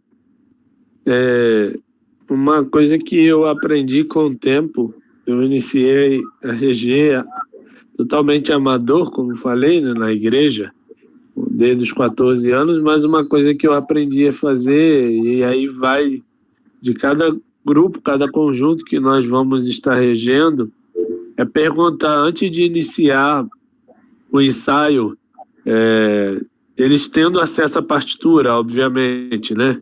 Antes do ensaio, é perguntar quais foram as dificuldades que eles encontraram estudando individualmente, quais trechos eles acharam mais difíceis antes de eu começar a fazer qualquer coisa. Se há alguma dúvida ali na partitura, alguma coisa, antes de iniciar a tocar, porque às vezes me dá até alguns outros nortes. Às vezes eu acho, pelo que eu estudei, que a dificuldade maior vai ser uma, e quando eu ouço eles falando, tanto coro quanto formações instrumentais, eles acabam direcionando outra coisa, diferente daquilo que eu achei que estava tudo bem, mas na verdade vai me dar problema. E aí eu já tento trabalhar em cima da dificuldade real. Isso otimiza muito. Depois que eu passei a fazer isso, otimizou muito os tempos de ensaio. Muito bom. É verdade, vocês dois estavam falando essa coisa de preparar e flexibilidade. Danilo, por favor. Não, uma observação muito que eu estou vivendo isso nesse momento. Estou trabalhando com 2 professores, né, um contrabaixista e uma violinista. Então, a discussão nossa em torno dos alunos é: gente, prepara antes de pegar um instrumento, uma música muito rítmica, por exemplo. Vai pegar o instrumento, prepara antes de pegar o instrumento, analisa. Por isso que a análise é tão importante. A análise em qualquer nível que seja, uma simples melodia já é passível de ser muito bem analisada. Então, resolver as coisas antes de pegar o instrumento. Não que também a leitura imediata com o instrumento seja importante, mas para estudante, tem que saber abordar a partitura, ficar minutos ou horas e até dias olhando apenas para a partitura. Né? Tá certo? Isso Sim. mesmo, né? Sim. De novo, estamos falando sobre a situação ideal, não é? Nós temos que sempre ensinar isso, porque nós estamos querendo que todo mundo vai aprender que realmente isso é assunto. Às vezes eu fico com meus alunos que eles não perceberem, sabe? Eles vão assistir um grupo de um nível bem alto e fiquem com aquela experiência que todos nós já tivemos, olha, puxa vida, que bom. E pensamos, eu quero estar na mesma situação. Mas o problema é que quando nós falamos com eles, se você realmente quer estar naquela situação, se você quer tocar na Sinfonia de Chicago, se isso é sua meta, você tem que preparar-se sempre. Ficar nessa situação onde você vai estudar antes de chegar. A inspiração é difícil quando eles fiquem sabendo, eu tenho que fazer essas coisas para mim mesmo, eu tenho que trabalhar. Sim, é o jeito. Quando você chega na hora de ensaiar, vocês têm uma coisa que você faz sempre, talvez afinação, esse tipo de coisa. Você faz esse tipo de coisa. Guto, o que você faz quando você vai ensaiar? Oi, Maestro. Eu tenho o meu ritualzinho, sim, para o meu ensaio, né? E essas dificuldades aí todas que os colegas aí passam, eu já passei também. Eu já tive outras orquestras, eu vi um rapaz aí com orquestra de violões, eu tive uma orquestra de violões que eu ganhei um concurso nacional aqui, que eu sou aqui de Minas também, Juiz de Fora, a terra onde o meu presidente foi esfaqueado aí. Foi essa terra. Enfim, mas aqui nós temos, eu trabalho no conservatório, né? E eu tenho um ritual de entrada mesmo pro meu ensaio.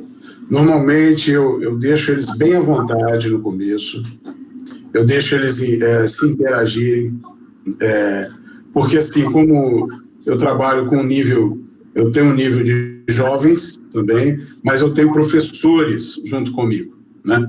Então, isso dá sempre aquela... Eu deixo eles um pouco à vontade, converso e tal.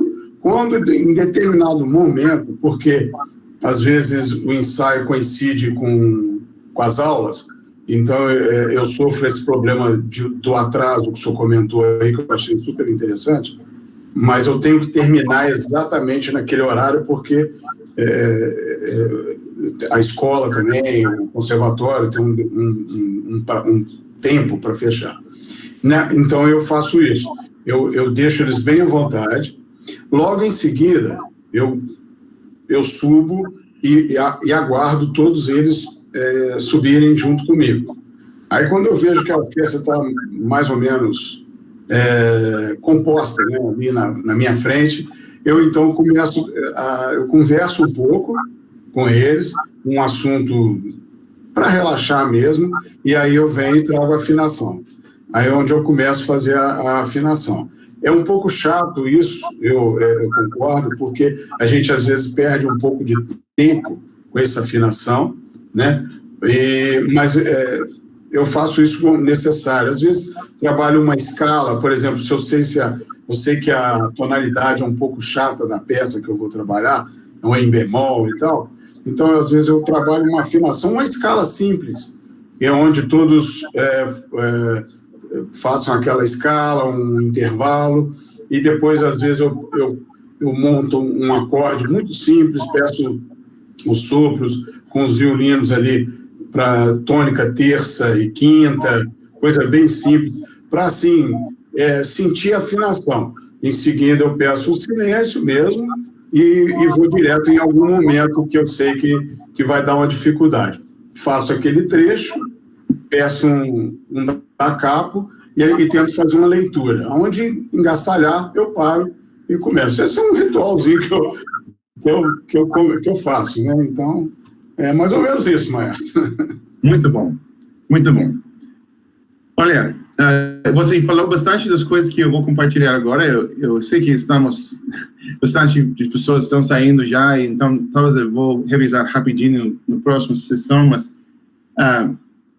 eu vou dar um pouco tinha uma lista pequena de ideias aqui, e semana que vem, se vocês estão comigo de novo, eu vou mostrar um pouco de ensaio que estou fazendo e explicar um pouquinho sobre o jeito de ensaiar que estou fazendo, mas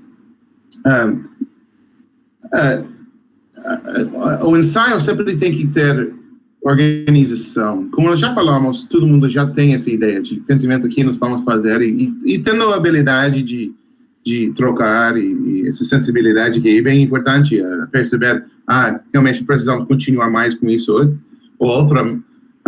Uma outra realidade que onde eu vivo sempre é que às vezes eu tenho que ficar fixo na programação que eu fiz, porque se eu for dar 15 minutos para uma peça e 10 e 5 para outra, eu sei que aquela peça com 5 minutos não vale a pena. Percussão nem podem preparar o suficiente. Então, é importante que eu fique bem fixo, 10 minutos aqui, 10 minutos aqui. Então, tem que ter aquela sensibilidade, saber, essa vez eu não vou fazer, eu vou fazer mais flexibilidade, ou não, eu tenho que realmente fazer isso mesmo, é importante. Mas com organização, eu tenho um pouco de ideias, uma lista pequena de ideias, que eu acho que são importantes. Alguns eu peguei a mesma pessoa que eu falei antes, Robert Reynolds, mas quando nós iniciamos um ensaio, eu sei que sempre temos que falar as coisas importantes. É uma parte grande de ensaio. Particularmente, se nós temos uma apresentação chegando, todas as coisas importantes, que hora chegar, que tipo de roupa, todas essas coisas. Se você tem que levar a estante, ou se vai estar lá, tudo mais. Tem bastante de coisa a falar, mas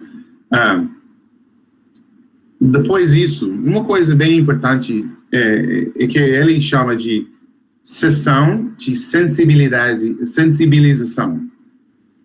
Seja uma atividade onde todo mundo pode focar e chegar, sabe, como chegar no ensaio mentalmente. Porque se nós ensaiamos depois de almoçar, a mente já está em outro lugar. Se nós ensaiamos 1h da tarde, quando talvez está fazendo bastante de calor e todo mundo está cansado, é uma outra coisa para focar. Se é de manhã e eles não tomaram café, talvez eles não estão bem acordados. Sempre é um assunto diferente, mas essa sessão essa atividade de focar é bem importante. E como o Guto falou sobre afinação, para uma orquestra sinfônica ou orquestra de cordas, realmente isso é uma atividade de focar. Mesmo com orquestras profissionais, antes de tocar a primeira nota, eles fazem afinação. É como todos nós somos... é uma coisa que está bem cultural de música instrumental, e nós sabemos, eles vão afinar e depois vamos iniciar. Então, é uma coisa que todo mundo sabe vai acontecer, mas na realidade, todas as cordas que sabem tocar mesmo, eles vão afinar antes de entrar no palco, ou fazem quando chegarem lá. E os sopros devem estar bem preparados para que eles estão sempre escutando e mudando a afinação para estar lá no momento. Então, na realidade, que a afinação, a atividade de afinação, na minha opinião, às vezes não é para afinar, mas para focar no assunto. Às vezes nós fazemos um tipo de aquecimento, sabe, uma atividade para... então, com jovens, também como o Guto falou, é interessante porque aqui nos Estados Unidos, porque nós estamos ensinando as coisas técnicas musicais também. Às vezes fazemos escalas, é muito importante que eles não estudem fora, então é importante fazer lá dentro. A ideia é essa mesmo, maestro, essa atividade, né, que o senhor colocou. A ideia é justamente, porque isso traz a orquestra para você, aí foca, né, porque se você começa logo de cara, eles não... Parece que não ficam, assim, ligados na partitura. Aí, quando você faz dessa forma que o senhor comentou aí, né, que é parecido, né, a ideia. Então, foca. Isso é exatamente isso. Eu tento focar, prendê-los. A verdade é essa. Eu tento já prestar atenção em mim, que dali para frente já vai mudar todo o sistema, né? O Danilo vai comentar aí. Sim. Não, Guto, eu achei interessante você comentar essa história do seu ritualzinho, isso é fundamental, ou seja, porque esse ritual implica, como já foi dito, tem um momento de iniciar e um momento de terminar. E também tem o clímax, e no final também tem o famoso desaquecimento, né, que tem que acontecer para o pessoal não sair muito alucinado do ensaio, todo mundo sair tranquilo, ir para suas casas. Eu acho que esse ritualzinho esse ritual é importante, né? Sem exagerar também, mas o ritual é tão importante de início, meio e fim. Sim, claro. É bem importante. E às vezes, como maestros, nós esquecemos que eu gosto dessa ideia de ritual, usando essa palavra para isso, porque sabe, quando eu fiz universidade, bem no início, eu tinha que fazer uma aula sobre... falamos um pouquinho sobre psicologia de crianças, porque nós vamos ensinar, temos que ter esse pouco de entendimento sobre isso. E uma das coisas interessantes é que crianças e jovens, e eu acho que até adultos também, porque somos humanos, nós sentimos mais seguros quando todo mundo sabe as regras e como nós podemos agir dentro das regras. Então, seja, se uma criança não sabe regras, minha filha mais velha, eu tenho 5 filhas, e a menina mais velha, ela tem 16 anos, mas quando ela era criança, ela sempre tinha que experimentar o assunto para ver como ela podia agir dentro. Então, nós sempre tivemos que falar, não pode fazer isso. E às vezes até ela iria tentar, sabe? Como no forno, tinha que, não faz isso, vai te queimar. Não faz isso. Mas tinha que saber realmente o assunto lá. É perigoso estar lá. Não pode estar lá. Esses ensinamentos, então, quando ela ficava sabendo, ela era segura, sentiu bem que podia estar lá naquele assunto e como ela podia agir dentro. E é mesmo com música, se eles no ensaio, se todo mundo lá dentro sabe, vamos iniciar nessa hora, sem dúvida. Então, eles sabem a importância de chegar lá, porque eles, se não chegar na hora, não vão ouvir as coisas importantes. Então, de repente, eles vão perder informações. se temos esse ritual de fazer essas coisas, eles ficam pensando, eu não posso perder, não posso faltar essas informações, tenho que estar lá. Ou, às vezes, eu já tive alunos que, ele vai falar as coisas na frente, não é importante estar lá. Então, é outro pensamento, mas quando eu tive alunos como isso, eu tinha que mudar e fazer essas atividades de focar primeiro, depois dar as informações e depois iniciar com as obras, porque tinha que mudar a trabalhar, mas esse conhecimento do ritual, se nós estamos fazendo um ritual com valor, eles vão sentir isso também, é importante. E eu gosto bastante desse jeito de pensar. Por favor, fala. Maestro, assim, comentando que no começo, quando eu estudei no Brasileiro, porque aqui no Rio, a minha cidade próximo do Rio aqui, bem pertinho, né? E eu fiz o Brasileiro, eu estudei com o Marcos Macchieri no começo, não sei se alguém conhece aí. O Marcos Macchieri, ele tinha uma ideia muito interessante, que quando a gente ia porque como eram alunos, né? E a gente estava aprendendo ainda, ele falou assim, ele falava dessa questão que o Danilo estava comentando, o ritual aí também. Aí ele levava, o Danilo, uma caixinha de bombom, olha só as ideias. E eu aprendi isso também, sabe? Eu aprendi com ele, isso é antigo, é bem antigo.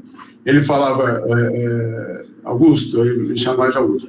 É interessante, às vezes, dependendo do que você vai preparar a sua orquestra, faz um agrado, porque você vem tão duro com eles, às vezes num momento, num próximo ensaio, você faz um agrado, você dá uma surpresa para eles, isso vai modificar totalmente o seu ensaio. Aí eu aprendi, interessante que eu e mais, eram poucos, acho que era ter mais 3 ou 4 colegas só, aí no dia que ele veio, ele levou 2 caixinhas de bombom, e aí ele chegou, olhou para a orquestra e passou para a Spala, era uma menina, e entregou a outra.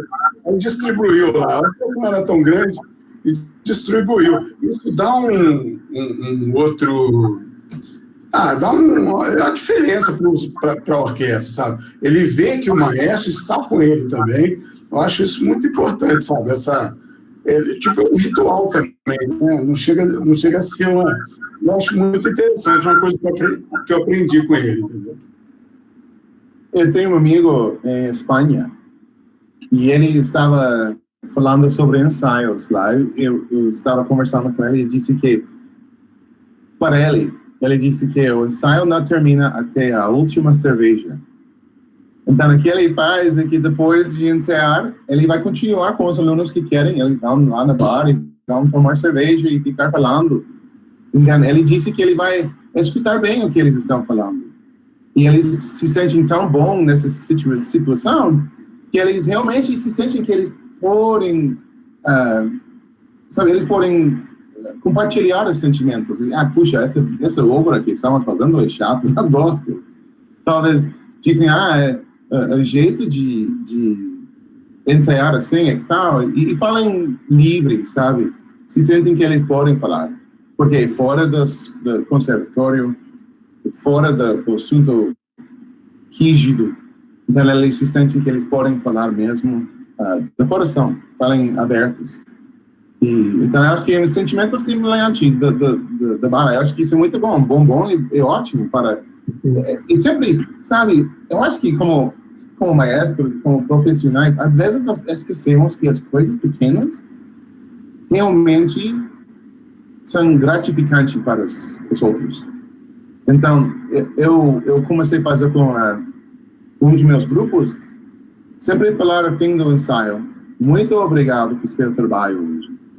Porque às vezes eles não conseguem o que eu estou querendo fazer, mas se eles estão trabalhando, tentando, dando um esforço, eu gosto de falar, eu vi, eu estou reconhecendo que vocês estão realmente tentando fazer. Então, muito obrigado por seu trabalho. E realmente, essa foi a coisa pequena, sabe? Mas muitas deles, eu posso ver que eles se sentem que tudo que eu estava fazendo não foi por nada, porque ele viu que eu estava fazendo e tem valor. Eu estou de valor. Meu trabalho é de valor. Então, é como dando um bombom ou indo no bar com eles. É um jeito de comunicar com eles que realmente estamos com eles. Eu sempre falo para meus grupos, eu nunca falo sobre eles e eu, mas é sempre nós, sabe? É sempre nós temos que, nós fizemos, eu acho que é bem importante isso.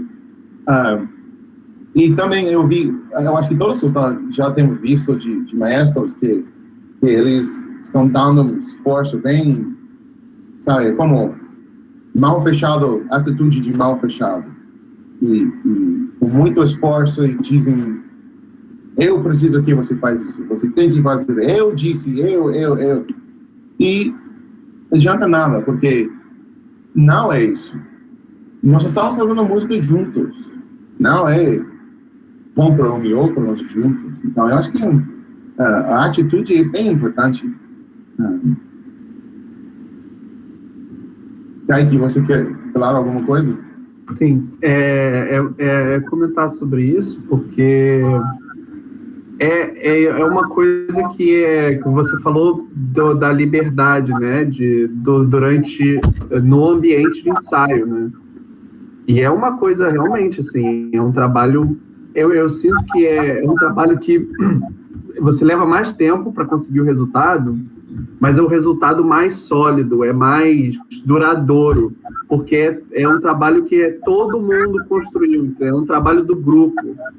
E às vezes, assim, numa rotina normal de regente, né, regentes que ficam uma semana em cada lugar, a gente não consegue isso, né? Então até na profissão, assim, quando a gente estuda, dependendo da onde a gente estuda, a gente é acostumado com um resultado diferente, né? Então, para alguns, o fazer musical vai ser bem sucedido se a gente conseguir aquele som, se for a gravação perfeita, com aquele...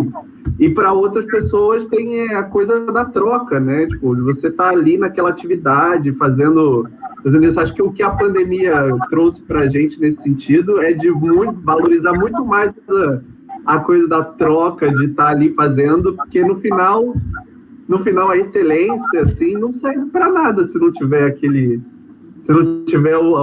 a comunicação, né? O Kaique, tem um detalhe aí que você comentou, né? Então, chega um momento, você tem que estar próximo deles, porque eles testam a gente também. O maestro, acho que tem experiência quanto a isso, né? Nós somos todos músicos, né? E, na verdade, eles testam a gente para ver até que ponto a gente tem conhecimento daquilo que nós vamos... Por que você está ali na frente? Então, dependendo da situação, principalmente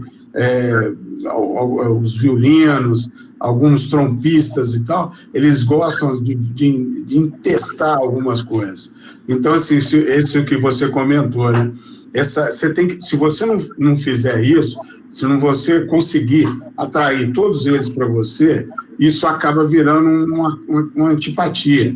Então, você tem que buscar isso. O maestro tem essa experiência aí, nos Estados Unidos aí, principalmente, né? Então, você tem que fazer isso, porque eu penso assim, né? Desculpa, eu penso assim, para poder realmente você conquistar a turma toda, né? E aí acaba você criando esse vínculo de amizade e mostrando que ali dentro a gente vai tocar a peça, nós vamos conseguir, dentro do limite de cada um, mas vamos. E aí você vai conquistar a turma toda, né? Eu acho essa palavra mesmo, conquistar, mas aí é aquilo, né? Tem jeito de conquistar, você pode conquistar pelo medo, você pode conquistar pela intimidação, e o melhor jeito é quando você consegue, assim, o respeito mesmo das pessoas, em qualquer relação, né? Você tem o respeito daquelas pessoas, a pessoa te olha e fala, não, pô, legal, você te vê como uma pessoa, assim, né? É uma coisa que transcende, eu acho, assim, o papo de regência mesmo. Sabe, mais uma coisa, desculpa, David, rapidinho, mas você estava falando sobre a Carlos antes, e isso é um dos jeitos de mostrar isso, porque quando eu estou com dúvida da arcada, porque eu acho que eu já sei que vai funcionar, mas talvez tenha algo melhor, eu tenho o prático de conversar com o violino principal. E se alguém tem pergunta, o que você acha? Você é parte disso também, o que você pensa? David, pode falar, por favor. Eu tive a oportunidade de tocar em uma orquestra e não foi nada legal porque a orquestra fez esses testes, infelizmente com o maestro ele foi reprovado pela orquestra. Então, após o primeiro ensaio, os naipes se reuniram no intervalo e começou aquele falatório horrível, eu tive até dó dele. E quando retornou, tudo que ele pedia, o pessoal fazia qualquer coisa, não davam aquela atenção. E todos os intervalos nos ensaios a gente se reunia e acabava decidindo fazer o que a gente queria, não o que o maestro queria. Foi horrível isso para ele. E no resultado final, ele passava muita raiva. E o pessoal fazia isso de propósito mesmo, né? Porque via que ele era inseguro e não tinha conhecimento suficiente para cobrar coisa que nem ele sabia o que ele estava falando. Mas então, o problema é a arrogância sempre. O problema não é ele ser arrogante. É sempre o que derruba o cara, não é ele não saber, é ele achar que ele sabe. Ele chega lá e pum. Pois é, e eu lembro assim, eu e mais um outro tentávamos conciliar, tentar ajudar ele, mas não seria melhor aquilo, mas ele realmente era bem arrogante, ele achava que sabia de tudo, aí que a galera mesmo atrapalhava o serviço dele.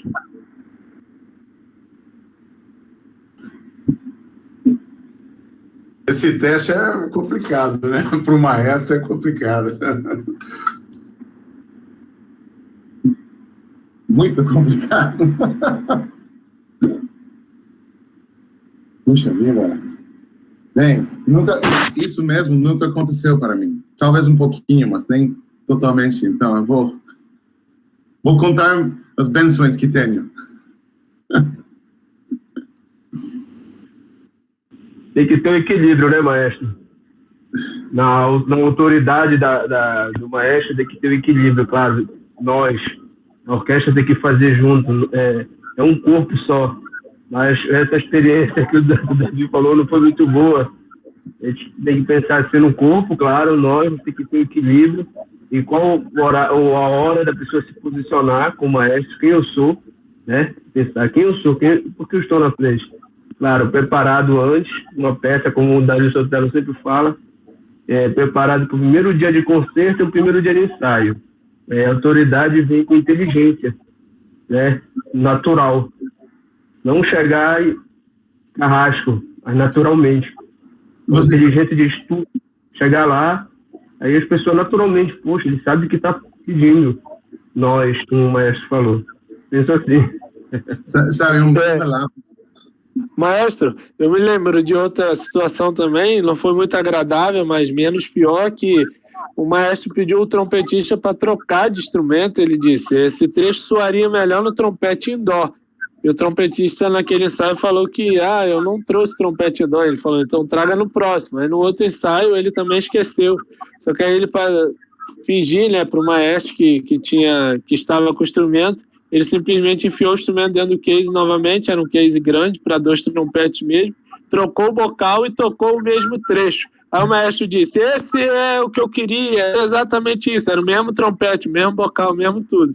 E aquilo foi também uma vergonha para o maestro. Quando terminou ali o ensaio, todo mundo, o trompetista contou para todo mundo, foi um vexame. Então é uma coisa que o maestro tem que atentar também. Puxa vida. Isso vai acabar com tudo? Olha, tem um relato muito bom. Vai ser a última coisa por hoje. É um relato de Toscanini, um maestro bem famoso italiano. E eu acho que a maioria das pessoas não sabem como ele chegou na posição dele, mas foi interessante, porque ele estava tocando violoncelo numa orquestra de ópera. E eles estavam fazendo Eu conheço a história. Ok, então. ele estava tocando na orquestra e estavam fazendo a ópera La Bohème de Puccini. E durante de repente, durante a apresentação da ópera, o maestro ficou bem doente, não podia reger mais. Então, a assistente chegou lá e a orquestra total não iria tocar nada por ele. Ficarem lá sem tocar. Então, ficou numa situação bem difícil. E, de repente, eu não sei se foi ele que foi falar, posso fazer, ou os outros dizerem, ele pode, mas Toscanini estava tocando a violoncelo e ele foi lá em cima e ele regiu. Então, a orquestra sabiam quem ele era, disse, vamos tocar por ele. E ele fez a ópera, ao início, ao fim, sem partitura, só regindo, porque tinha tanto conhecimento da ópera.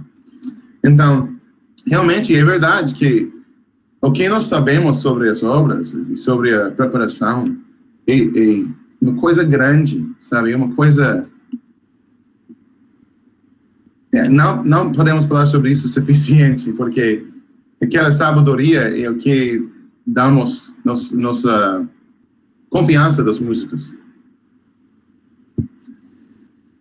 Muito obrigado a todo mundo por participar hoje.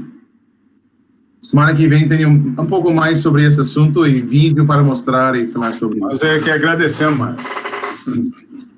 Muito obrigado, Maestro. Muito legal a conversa. Obrigado.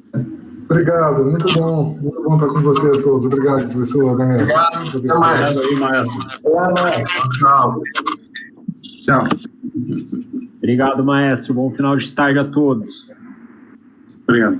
Mais algo, Rodrigo? Obrigado, Maestro. Apenas agradecer por essa experiência conosco aqui. Só os fortes sobreviveram aqui, ó. Poucas pessoas ficaram até o final. Viver um processo, né? Tem que pagar o preço para estar na frente da orquestra, da banda, de qualquer grupo. E aí isso eu fico muito feliz que as pessoas ficam até o final aqui. Então esses com certeza serão os futuros maestros aqui no Brasil e com uma grande liderança, né, maestro? Então muito obrigado, maestro, pela sua experiência de passar conosco também, com os amigos também, compartilhar as experiências deles, que com certeza a gente aprende com o outro, né?